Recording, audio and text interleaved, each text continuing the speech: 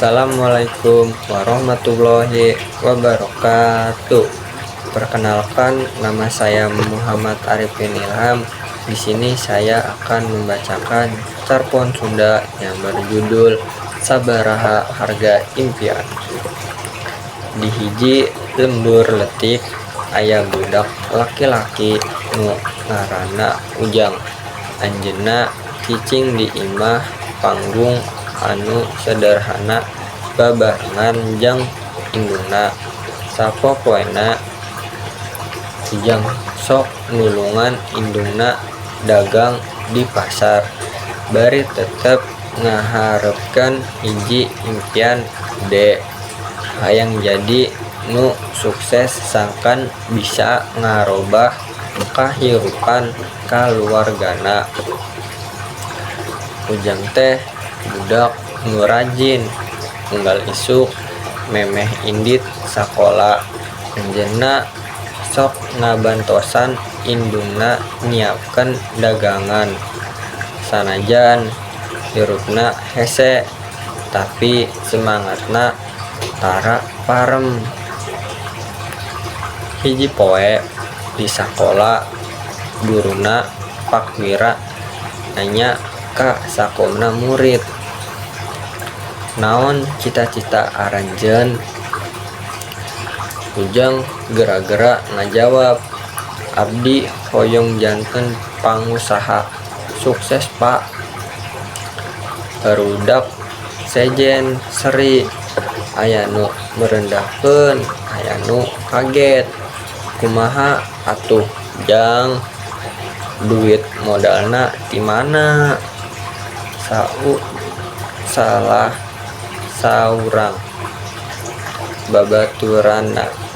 Tapi Ujang henteu gancang patah semangat. Anjeunna percaya yen sagala impian bisa kacumponan lamun aya kahadean jeung kahadean. Dina sapopoena Ujang terus diajar bari mikiran cara kumaha bisa ngamimitian usaha. Anjeunna sering ningali indungna jualan di pasar jeung merhatikeun kumaha carana ngajual barang ka para palanggan. Hiji poe Ujang manggihan ide. Anjeunna ningali di pasar aya loba runtah bungkus ciki jeung botol plastik. Anjeunna ingat yen runtah eta bisa dijual deui ka tukang rongsokan. Ti saprak harita unggal balik sakola, anjeunna milarian runtah plastik di sakuriling lemburna. Ujang naha ari balik sakola sok nyokot runtah? Cok salah sahiji babaturanna.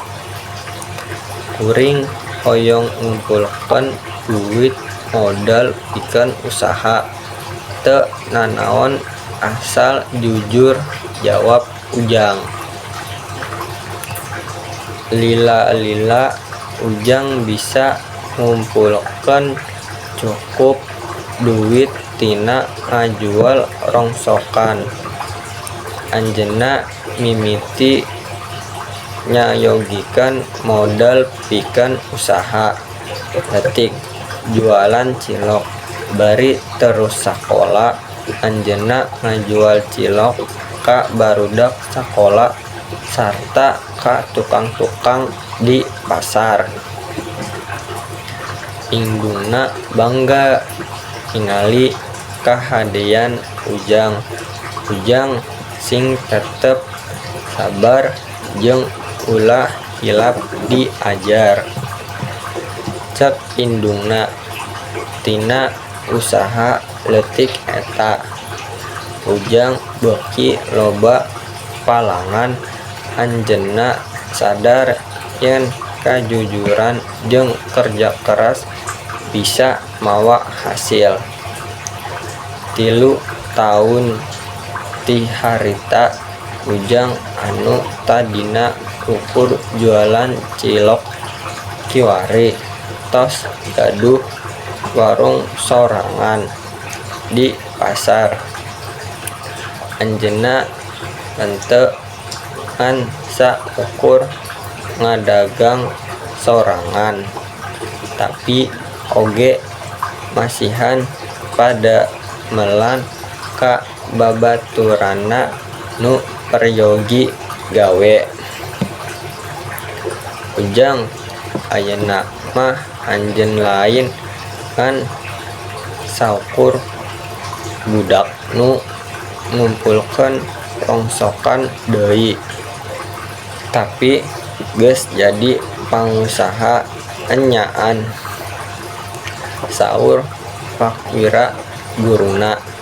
Ujang ukur seri inget deui kana kahirupan baheula.